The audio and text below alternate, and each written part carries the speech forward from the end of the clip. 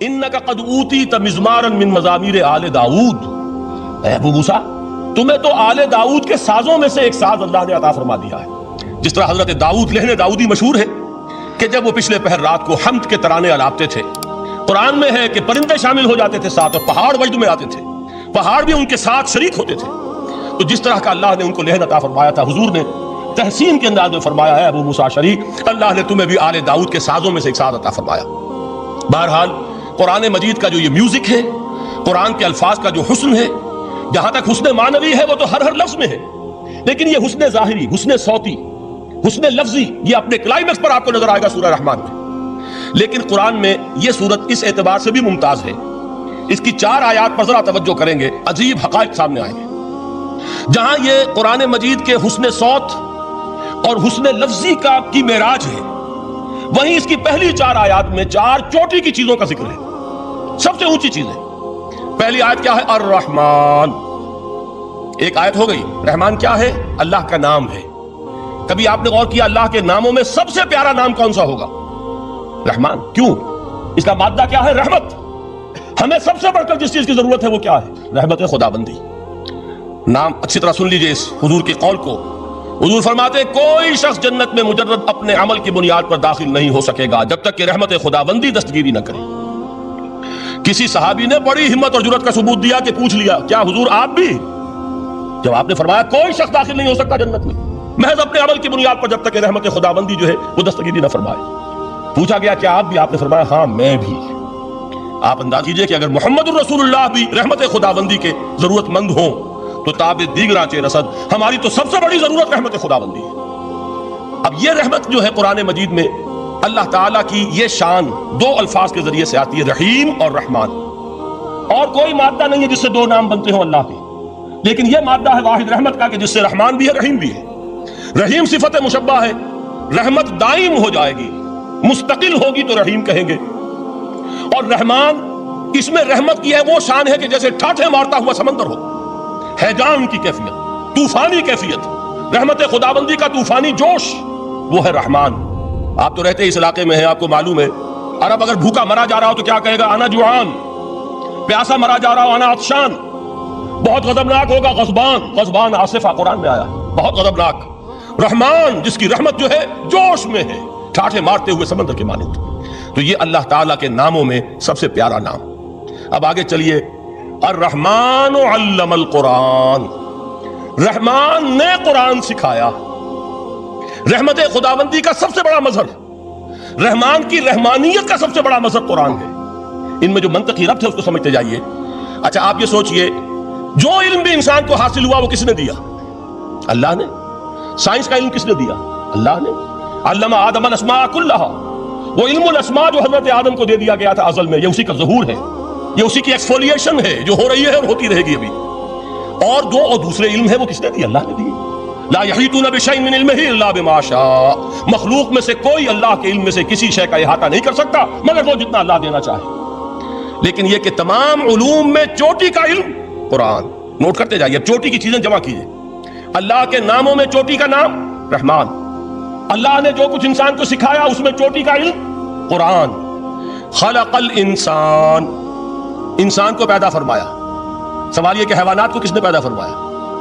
आसमान किसने पैदा किए? जमीन किसने पैदा की है? फरिश्ते किसने पैदा किए? क्या मतलब खलक़ल इंसान? उसकी तमाम मखलूक़ात में उसका क्लाइमेक्स, उसकी तख्लीक़ी मेराज, उसके तख्लीक़ का नुक्ता उरूज इंसान है। यह है कि जो मसजूद मलाइक बना है। वलक़द कर्रमना बनी आदम व हमलनाहुम फिल बर्रि वल बहर व रज़क़नाहुम मिनत तय्यिबात व फ़द्दलनाहुम अला कसीरिन मिम्मन ख़लक़ना तफ़ज़ीला। तो तख्लीक़ में सबसे ऊंची तख्लीक़ इंसान की, इल्मों में सबसे ऊंचा इल्म कुरान का, अल्लाह के नामों में सबसे ऊंचा नाम रहमान। कि वो ज़ात बारी ताला से जुदा है, ये भी नहीं कह सकते कि उसकी ज़ात का जुज़्व ला यनफ़क है। कुछ इसी तरह का ताल्लुक है कुरान मजीद का ज़ात बारी ताला के साथ। लेकिन यह मसला कुरान मजीद में खुद बयान हुआ और सूरह हश्र की आयत में तो यह फरमाया गया, अल्लाह ताला ने अपने इस कलाम की अजमत को यूं बयान किया, वो अजमत कमा हिया, जैसे कि वो फिलवाक़े है, और जिसका कि गोया कि पूरा इदराक हमारे लिए अपनी बहुत सी महदूदियतों की वजह से मुमकिन नहीं है। لیکن ایک تمثیل کے پیرائے میں سمجھایا لو انزلنا ھذا القرآن علی جبل لرأیتہ خاشعا متصدعا من خشیۃ اللہ وتلک الامثال نضربها للناس لعلهم يتفکرون۔ اگر ہم نے اس قرآن کو کسی پہاڑ پر اتار دیا ہوتا تو تم دیکھتے کہ وہ دب جاتا اور پھٹ جاتا اللہ کے خوف سے۔ اور یہ مثالیں ہیں جو ہم لوگوں کے لیے بیان کرتے ہیں تاکہ وہ غور کریں، تدبر کریں، سمجھیں۔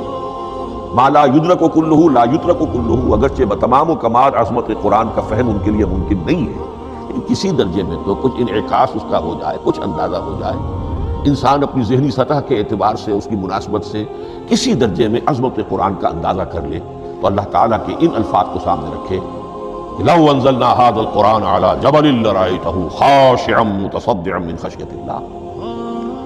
اب اس آیت کو سمجھنے کے لیے سورہ اعراف کی آیت نمبر 143 کو سمجھنا ہوگا، اسی اصول کے تحت کہ القرآن یفسر بعضہ بعضا، قرآن کا ایک حصہ دوسرے حصے کی تشریح کرتا ہے۔ وہاں یہ واقعہ بیان ہوا ہے کہ حضرت موسیٰ علیہ السلام کو جب اللہ تعالیٰ نے کوہ طور پر طلب فرمایا 30 راتوں کے لیے، جس میں بعد میں 10 کا اضافہ کر کے وہ ایک 40 رات کا ایک کورس بنا، دن رات، اس موقع پر جو مخاطبہ الہی، مکالمہ الہی سے مشرف ہوئے حضرت موسیٰ علیہ السلام، تو ان کی آتش شوق بھڑکی اور انہوں نے بڑی جرأت کر کے یہ درخواست کر دی رب ارنی انظر الیک، پروردگار مجھے اپنا دیدار بھی عطا فرما، مجھے موقع عنایت فرما، میں تجھے دیکھ سکوں۔ یہ ان کی وہ آتش شوق کا مسئلہ ہے، لیکن جواب کیا ملا؟ لن ترانی، تو مجھے ہرگز نہیں دیکھ سکتے، ولکن انظر الی الجبل فإن استقر مکانہ فسوف ترانی۔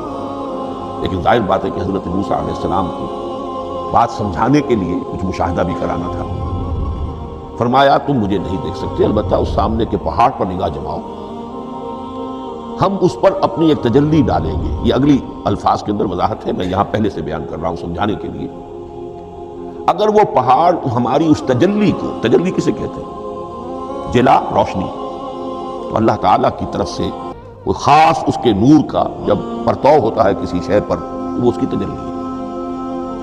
ہم اپنی ایک تجلی اس پہاڑ پر ڈالیں گے، اگر وہ اس کو جھیل جائے، اپنی جگہ کھڑا رہ جائے، تو تم سمجھنا کہ شاید تم بھی ہمیں دیکھ سکتے۔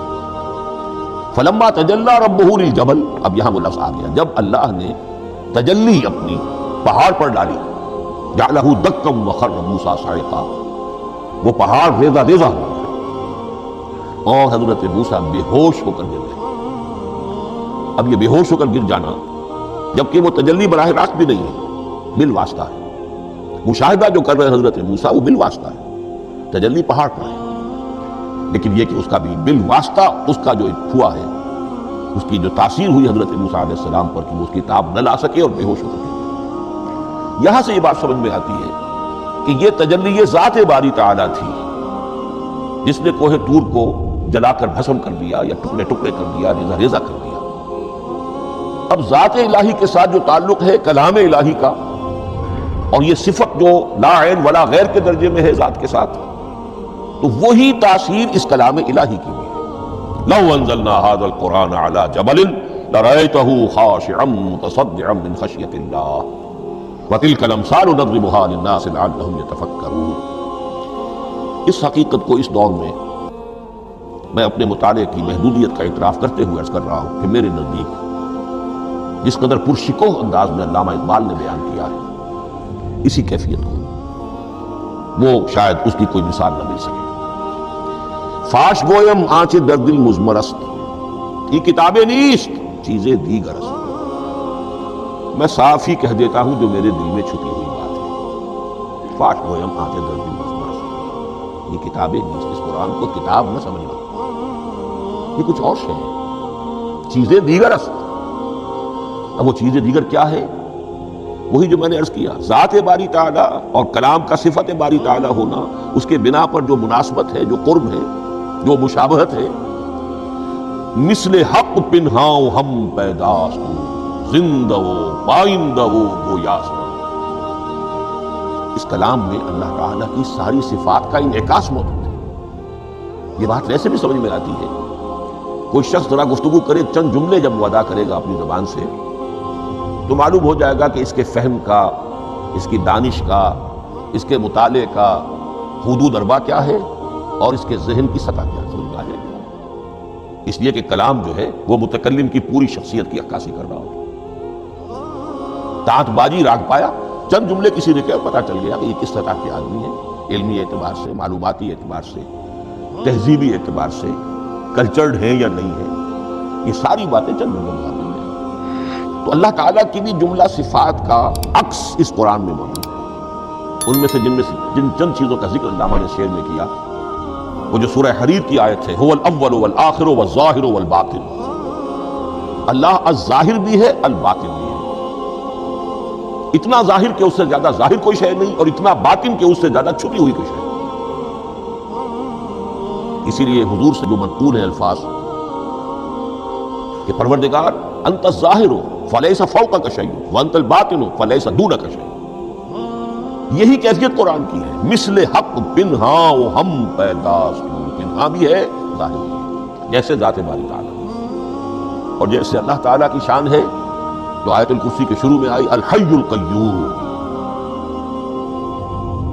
مثل حق پنہا و ہم پیداست، زندہ ہو آئندہ ہو گویاست. یہ قرآن جو ہے اللہ تعالیٰ کی صفات کا ایک عکس اپنے اندر رکھتا ہے. اس سے ذرا آگے چلیے. کلام کے بارے میں اب کلام الہی ظاہر بات ہے کہ صفت ہے، اور صفت قدیم ہے. اللہ کی صفات حادث نہیں ہے. اللہ کی ذات بھی قدیم ہمیشہ سے، اور اس کی صفات بھی قدیم ہمیشہ سے. اور یہ جو کلام الہی ہے، ظاہر بات ہے کہ یہ جو ہماری زبان کے حروف و اصوات ہیں، کلام الہی تو ان سے منزہ ہے، مبرہ ہے، ماورا ہے، اعلیٰ ہے، عرفہ ہے. ہماری زبانوں کے حروف و اصوات، الفابیٹس جگہ جگہ تبدیل ہو جائیں گے. انگریزی کے کچھ اور ہیں، اردو کے کچھ اور ہیں، عربی کے کچھ اور ہیں. کلام الہی ان تمام سے آگاہ، عرفہ، منزہ اور مبرہ ہے. یہ کلام الہی جب بھی نازل ہوا ہے، ظاہر بات ہے حضرت موسیٰ پر اگر کتاب اتاری گئی وہ بھی علم الہی سے آئی، لیکن وہ عبرانی زبان میں آئی. حضرت عیسیٰ علیہ السلام پر انجیل اتاری گئی، ہم یقین سے نہیں کہہ سکتے، دو میں سے کسی ایک زبان میں اتاری گئی ہوگی، یا عبرانی ہوگی، اس لیے کہ شام کے جس علاقے میں، فلسطین کے جس علاقے میں ان کی پیدائش ہوئی اور جہاں وہ دعوت و تبلیغ کے لیے گھومتے رہے، اس کے عوام کی زبان تھی آرامی اور خواص کی زبان تھی عبرانی. تو یا تو وہ بھی تورات کی طرح عبرانی ہی میں نازل ہوئی تھی یا آرامی میں ہوگی. لیکن اب کوئی نسخہ نہ ہیبریو کا، کوئی قدیم نسخہ دنیا میں موجود ہے، نہ آرامی کا. جو سب سے پرانا نسخہ ملتا ہے انجیل کا، وہ اس کا ترجمہ ہے، لیٹن زبان کا ترجمہ ہے یا گریک ترجمہ ہے، اصل کوئی نہیں. بہرحال جب وہ کلام الہی محمد رسول اللہ پر نازل ہوا، اب اس نے حروف و اصوات کا وہ جامہ پہنا کہ جو عربی زبان کے ہیں. یہی وجہ دیکھیے، میں نے جو آیت سورہ حامیم، یہ جو سلسلہ سور ہے اس میں سے سورہ زخرف کی آیت جو میں نے آپ کو سنائی، حامیم والکتاب المبین انا جعلناہ قرآنا عربیا لعلکم تعقلون. ہم نے بنا دیا ہے اپنے اس کلام کو قرآن عربی،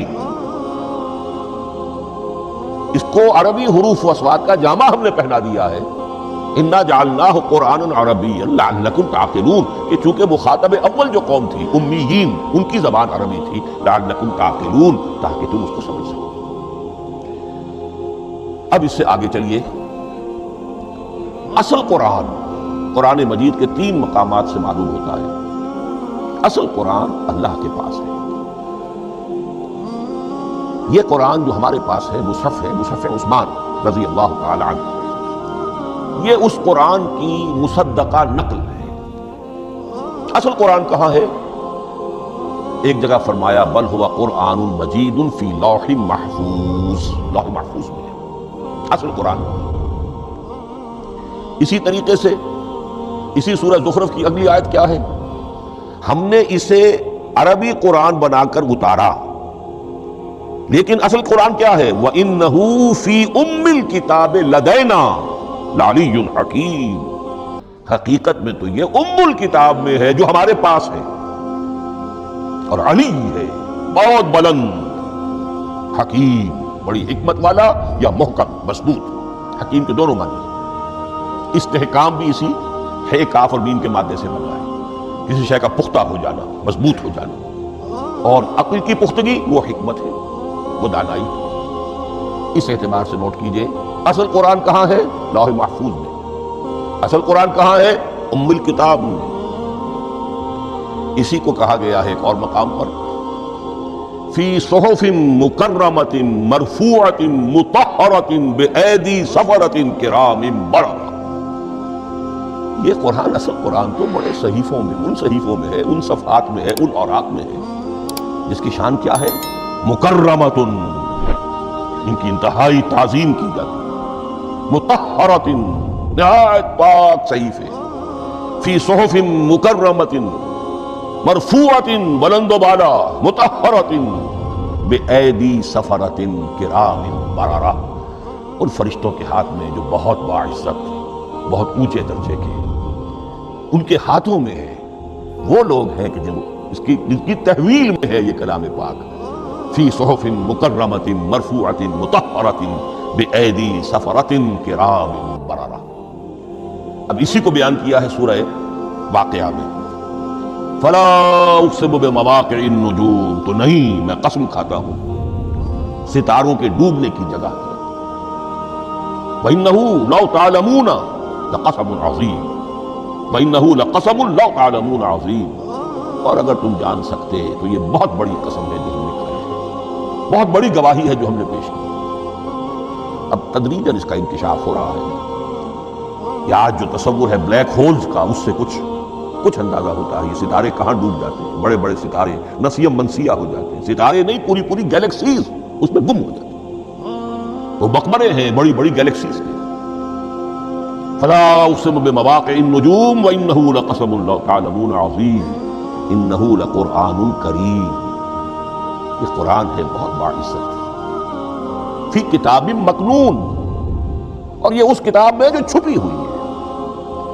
یہ لؤلؤ مکنون کا لفظ آتا ہے قرآن مجید میں، جیسے موتی ہوتے ہیں انہیں چھپا کر رکھا جاتا ہے ڈبیوں میں، مخملی ڈبیوں کے اندر موتیوں کو، اسی طریقے سے فی کتاب مکنون لا یمسہ الا المطہرون، وہ صحیفے بھی بہت مطہرہ تھے اور ان کو چھو نہیں سکتے مگر وہی جو انتہائی پاک ہیں، ملائکہ مقربین، جن کے قریب سے بھی ہو کر معصیت یا گناہ کا کوئی تصور تک نہیں گزر سکتا، وہ ہیں جو اس کو چھوتے ہیں، ان کے ہاتھوں میں ہے، ان کی تحویل میں ہے۔ یہ ہے وہ چیزیں کہ جس سے اندازہ ہوا کہ اصل قرآن کہاں ہے۔ یہ جو ہمارے پاس ہے در حقیقت یہ نقل مطابق اصل ہے، مصدقہ نقل ہے۔ اب اس میں آپ سے عرض کر دوں کہ ایک بہت خوبصورت بات ہمیں جو ملتی ہے، تورات میں جو استثناء، جو صفر استثناء ہے، ڈیوٹرانومی، اس کے 18ویں باب میں 18ویں اور 19ویں آیات جو ہیں اس میں ذکر موجود ہے، میں ان کے لیے انہی کے بھائیوں میں سے تیری مانند ایک نبی برپا کروں گا۔ اللہ تعالیٰ کلام فرما رہے ہیں یہاں حضرت موسیٰ علیہ السلام سے، آج بھی موجود ہے اولڈ ٹیسٹمنٹ، ڈیوٹرانومی یا کتاب استثناء، صفر استثناء، اس کا 18واں باب، اس کی 18ویں اور 19ویں آیات جب چاہے جا کر لیں۔ میں ان کے لیے ان کے بھائیوں ہی میں سے تیری مانند ایک رسول اٹھاؤں گا، میں ان کے لیے انہی کے بھائیوں میں سے تیری مانند ایک نبی برپا کروں گا اور اپنا کلام اس کے منہ میں ڈالوں گا، اور جو کچھ میں اس سے کہوں گا وہی وہ ان سے کہے گا۔ یہ ہے جو پیشین گوئی ہے محمد رسول اللہ صلی اللہ علیہ وسلم۔ اور یہاں وہ فرق واضح کر دیا گیا، اے موسیٰ تم سے تو یا تو ہم نے کلام کیا ہے یا تمہیں جو کتاب دی ہے وہ لکھی ہوئی دی ہے، لیکن جو نبی تیری ہی مانند میں برپا کروں گا۔ اب اس میں بھی نوٹ کرنے کی بات ہے کہ حضرت موسیٰ کے مشابہ نبی اکرم صلی اللہ علیہ وسلم کے سوا کوئی نبی نہیں۔ صاحب کتاب وہ بھی تھے، صاحب کتاب محمد بھی ہے، صاحب امت وہ بھی تھے اور صاحب امت محمد رسول اللہ تیری مانند۔ صاحب شریعت، حضرت عیسیٰ صاحب شریعت نہیں تھے، شریعت موسوی ہی کو نافذ کرنے کے لیے آئے تھے، ان کی حیثیت دین موسوی کے مجدد کی تھی۔ ایسے نبی تھے، اللہ کے فضل و کرم سے نبی تھے، اس میں کوئی شک نہیں، رسول تھے، لیکن یہ کہ ان کے کام کی نوعیت کیا تھی، اس لیے کہ کوئی نئی شریعت لے کر نہیں آئے۔ اب بھی انجیل میں الفاظ موجود ہیں، don't think I have come to destroy law, جو موزائک لا جسے یہ کہتے ہیں، شریعت موسوی، وہ تم پر نافذ رہے گی، تم اس کی پابندی کرو، کیونکہ صاحب شریعت رسول یا موسیٰ یا محمد صلی اللہ علیہ وسلم علیہ السلام، تو میں ان کے بھائیوں میں سے، اب بھائی کون ہوں گے؟ بات ہے بنی اسرائیل، ان کے کزنز کون ہیں؟ بنی اسماعیل. بنی اسرائیلی تو جو بھی نبی ہے وہ انہی میں سے ہے، ان کے بھائیوں میں سے. تو بھائی تو ہوگا، ان کا کزن ہوگا، اور وہ کون ہے؟ بنی اسماعیل. تو ان کے بھائیوں میں سے گویا کہ غیر اسرائیلی جو ان کے قریب ترین قرابت دار ہوں گے وہ بنی اسماعیل. تیرے مانند صاحب شریعت نبی میں برپا کروں گا، لیکن اس پر جو میرا کلام اترے گا وہ کس شکل میں اترے گا؟ میں اپنا کلام اس کے منہ میں ڈالوں گا، اور پھر وہ جو کچھ کہے گا وہ وہی کہے گا جو میں نے کہا ہے. اب اس کے حوالے سے ایک بہت اہم بات سمجھ لیجئے، قرآن مجید کے دو اہم مقامات کی وضاحت اس سے ہو جائے گی. یہ کلام اللہ، قرآن مجید میں اس کو قول جبرائیل بھی کہا گیا ہے. کلام اللہ حضرت جبرائیل کے ذریعے سے جب ادا ہوا ہے تو قول جبرائیل ہے، اور پھر جب وہ محمد الرسول اللہ کی زبانی ادا ہوا تو قول رسول ہے، قول محمد ہے صلی اللہ علیہ وسلم. یہ قول اللہ بھی ہے، قول جبرائیل بھی ہے، اور قول محمد بھی ہے بیک وقت. یہ بات دیکھیے سورۃ تکویر، اذا الشمس کورت، انہ لقول رسول کریم ذی قوۃ عند ذی العرش مکین مطاع ثم امین وما صاحبکم بمجنون. یہ یہاں پر حضرت جبرائیل کا ذکر ہو رہا ہے. وما ہوا بقول شیطان الرجیم. محمد تک اس قرآن کو لانے والا تو وہ بلند پائے کا فرشتہ ہے، یہ کوئی شیطان رجیم نہیں ہے. اس لیے کہ مکے والوں نے کہہ دیا تھا ہو سکتا ہے کوئی بدروح آئی ہو محمد پر، اور اس بدروح نے کوئی الٹی سیدھی بات سکھا دی ہو. نہیں، انہ لقول رسول کریم. یہاں رسول کریم کون ہے؟ حضرت جبرائیل. انہ لقول رسول کریم ذی قوت عند ذی العرش مکین، بڑی قوت والا اور جس کا بڑا اونچا مقام اور مرتبہ ہے عرش والے کے قریب. ذی قوت عند ذی العرش مکین مطاع ثم امین. وہ فرشتوں کے مطاع ہیں، فرشتے ان کی اطاعت کرتے ہیں، فرشتوں کے سردار ہیں، اور پھر ساتھ ہی پورے امین ہیں. جبرائیل امین یہ ہم لفظ استعمال کرتے ہیں. اور اس کے بعد آگے جا کے فرمایا وما ہوا بقول شیطان الرجیم. یہ کسی شیطان ایک رجیم کا قول نہیں ہے. اب یہاں اس سورہ تکویر میں قرآن کو قول جبرائیل کہا، لیکن سورۃ الحاقہ میں چلیے اس کے آخر میں آتا ہے انہ لقول رسول کریم وما ہوا بقول شاعر قلیلا ما تؤمنون ولا بقول کاہن قلیلا ما تذکرون تنزیل من رب العالمین. یہاں اب رسول کریم سے مراد محمد رسول اللہ صلی اللہ علیہ وسلم. یہ کسی شاعر کا قول نہیں ہے، کسی کاہن کا قول نہیں ہے. یعنی جس کے زبانی یہ قرآن لوگوں کے سامنے آ رہا ہے. جبرائیل کا قول ہو کر تو محمد پر نازل ہوا صلی اللہ علیہ وسلم، لیکن اب لوگوں کے سامنے وہ قول محمد بن کر آ رہا. انہ لقول رسول کریم وما ہوا بقول شاعر قلیلا ما تؤمنون ولا بقول کاہن قلیلا ما تذکرون تنزیل من رب العالمین. تو قرآن مجید کلام اللہ ہے، پھر وہ قول جبرائیل بنا جب جبرائیل نے آ کر محمد کو سنایا، اور پھر وہ قول محمد بنا جب محمد کی زبان مبارک سے لوگوں نے اسے سنا، اہل عرب نے سنا، اور پھر بات پھیلتی چلی گئی. اب آخری بحث اس موضوع پر جو ہے وہ یہ ہے، کلام الہی کی 3 صورتیں ہیں جو قرآن مجید میں سورہ شورى کی آیت نمبر 51 میں بیان ہوئی. وما كان لبشر ان يكلمه اللہ. کسی بشر، کسی انسان کی یہ حیثیت نہیں ہے، مقام نہیں ہے کہ اللہ اس سے کلام کرے. یہ نہیں کہا کہ اللہ کے لیے ممکن نہیں ہے، نہیں، اللہ کے لیے تو ہر شے ممکن ہے، لیکن کسی بشر کا یہ مقام نہیں ہے کہ اللہ اس سے کلام کرے. مخلوق ہے، بشر ہے.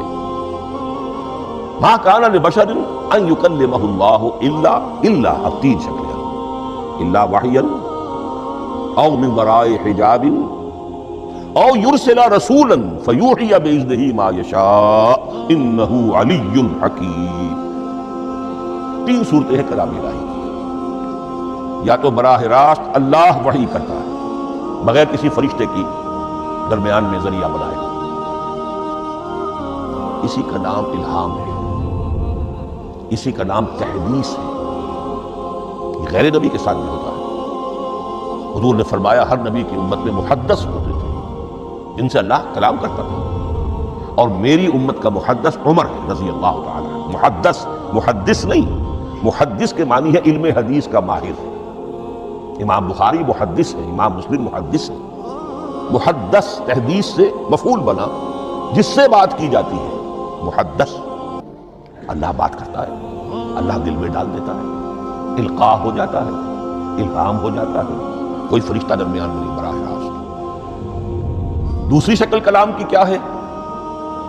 او من ورائے حجاب، یہ ہمارے علم کی حد تک صرف حضرت موسیٰ علیہ السلام کی شان ہے، استثنائی شان۔ وَكَلَّمَ اللَّهُ مُوسَىٰ تَكْلِيمًا، اور موسیٰ کے ساتھ تو اللہ نے کلام فرمایا جیسے کہ کلام کیا جاتا ہے۔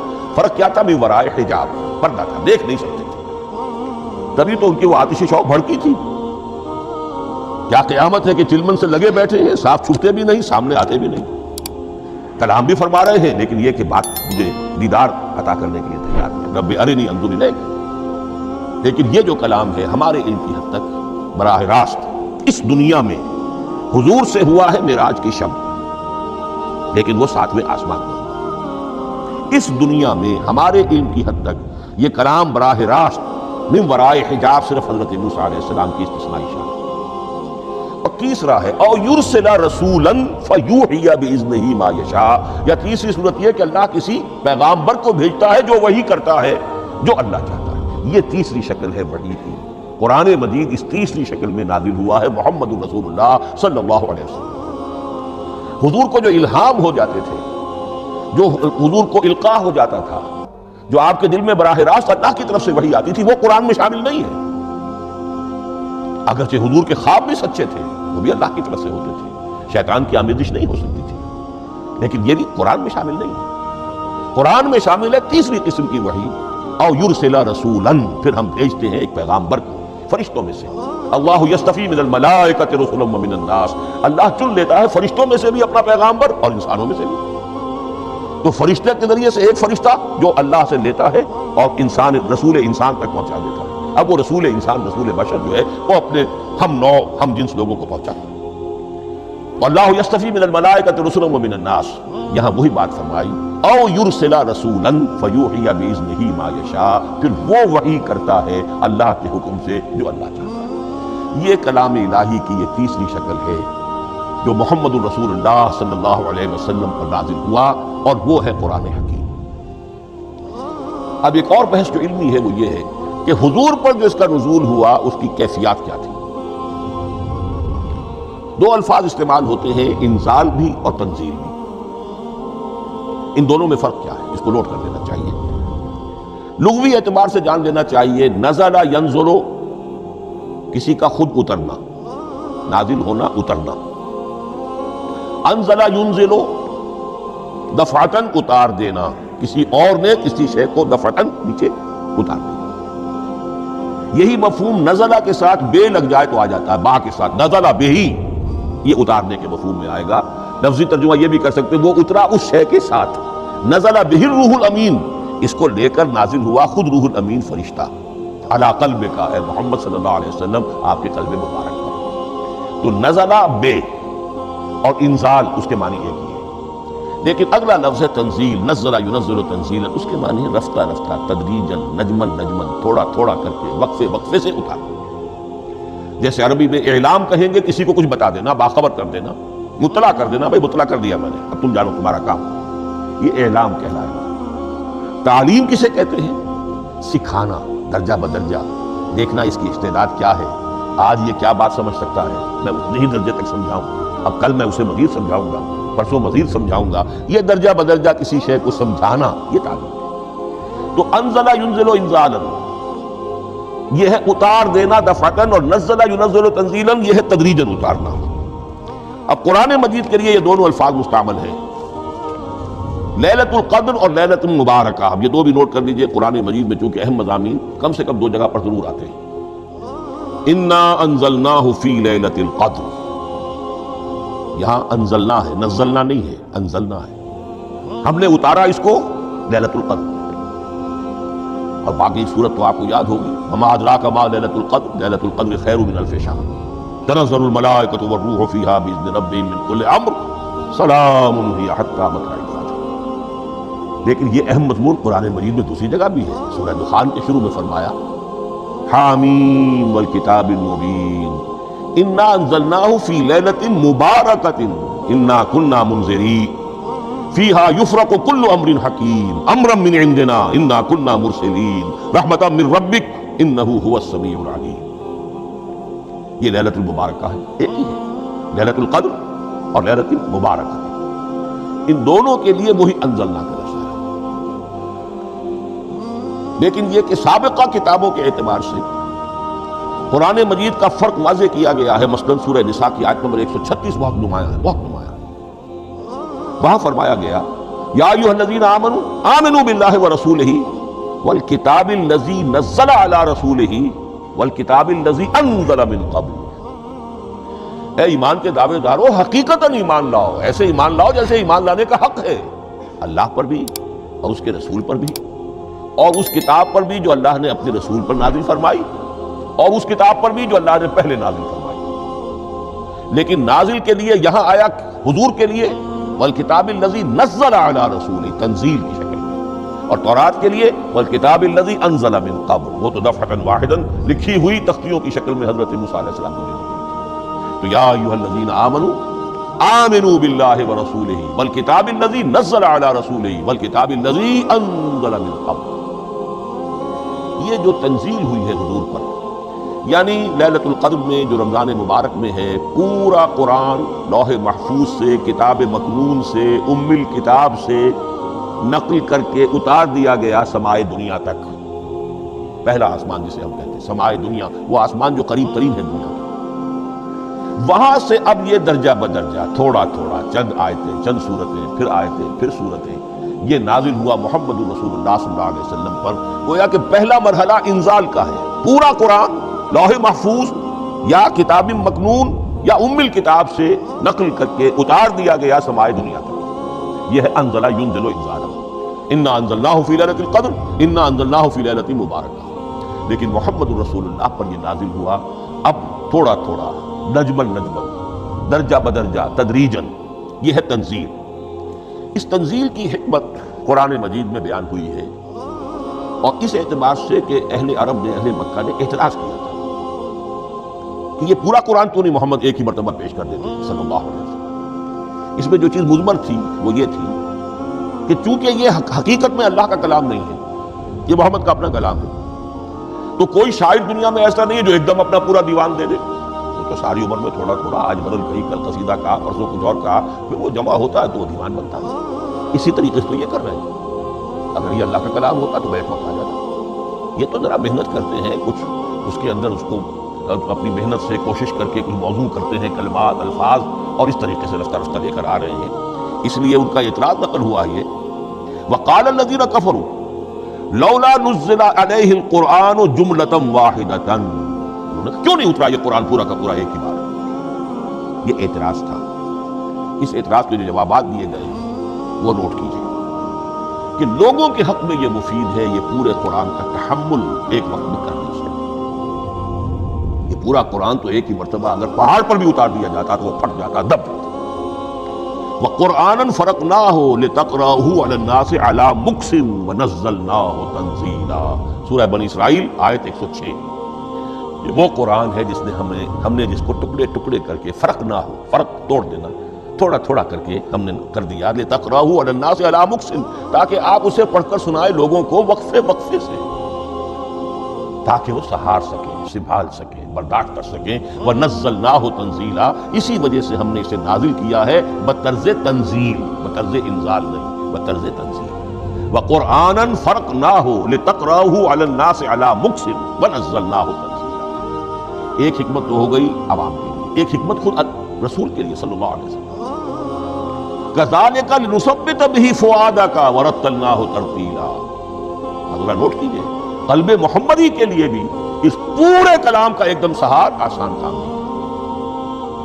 یہ اس لیے یہ اسی سورہ الفرقان کی جو آیت کا میں نے ایک حصہ آپ کو سنا دیا تھا، اسی کے اندر اس کا جواب آیا ہے، اسی آیت میں، آیت نمبر 32 ہے یہ سورہ فرقان کی۔ وقال الذین کفروا لولا نزل علیہ القرآن جملۃ واحدۃ، یہ اعتراض ہے۔ جواب کیا ہے؟ کذالک لنثبت بہ فؤادک، ہم نے یہ اس لیے کیا ہے نبی کہ اس کے ذریعے سے آپ کے دل کو ٹھہراؤ اور جماؤ عطا کرے، ایک دم اس کا اتر جانا۔ انا سنلقی علیک قولا ثقیلا، بڑا بھاری بوجھ ہے، ناقابل برداشت ہے، تاکہ رفتہ رفتہ آپ کا دل، اس کے اندر تقویت بڑھتی چلی جائے۔ اس کے اندر اور اس کا تحمل جو ہے اس کی صلاحیت بڑھتی چلی جائے. کذالک لنثبت بہ فؤادک ورتلناہ ترتیلا، اسی لیے ہم نے تھوڑا تھوڑا کر کے